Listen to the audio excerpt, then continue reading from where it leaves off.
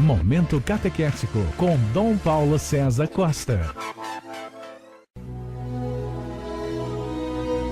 Amados e amadas de Deus, estamos celebrando essa quinta-feira da 12ª semana do Tempo Comum. Hoje, dia 28 de junho. Estamos celebrando também Santo Irineu. Santo Irineu foi bispo e mártir. Santo Irineu viveu no 2º século do cristianismo. Morreu mais ou menos pelos anos 202. Foi um discípulo de São Policarpo. Foi alguém que tocou com as mãos a tradição apostólica. Foi um grande bispo de Lyon, na França, onde combateu o gnosticismo e onde ensinou o seu povo a verdadeira fé. Nesse contexto, ouvimos um texto tirado do Evangelho de São Mateus, capítulo 7, versículos de 21 a 29, onde Jesus coloca diante de nós, coloca diante dos seus discípulos a realidade da sua palavra.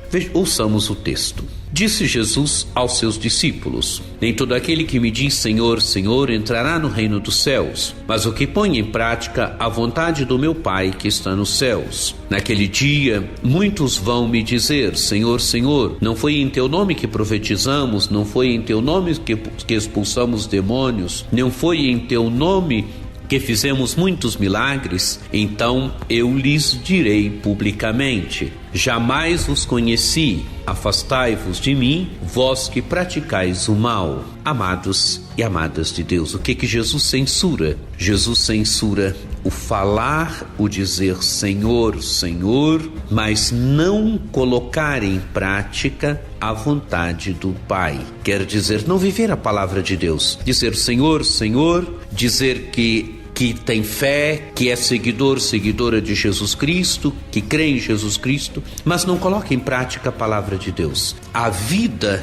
não coaduna com aquilo que diz. Diz ser uma pessoa de fé, mas leva uma vida que não tem nada a ver com a fé, uma vida que é um contratestemunho para a fé. É isso que Jesus condena aqui nesse texto. Dizer Senhor, Senhor é dizer que crê em Jesus, mas não faz nada daquilo que ele manda, não faz nada daquilo que ele diz, não vive a sua palavra. Continua agora o Evangelho. Portanto, quem ouve estas minhas palavras e as põe em prática é como um homem prudente que construiu sua casa sobre a rocha. Caiu a chuva, vieram as enchentes, os ventos deram contra a casa, mas a casa não caiu porque estava construída sobre a rocha. Agora, quem vive a palavra de Deus é comparado ao homem que construiu a casa sobre a rocha. A construção sobre a rocha é uma construção sólida, é uma construção bem edificada. Assim é assim é o discípulo, a discípula que vive a palavra de Deus, que busca colocar em prática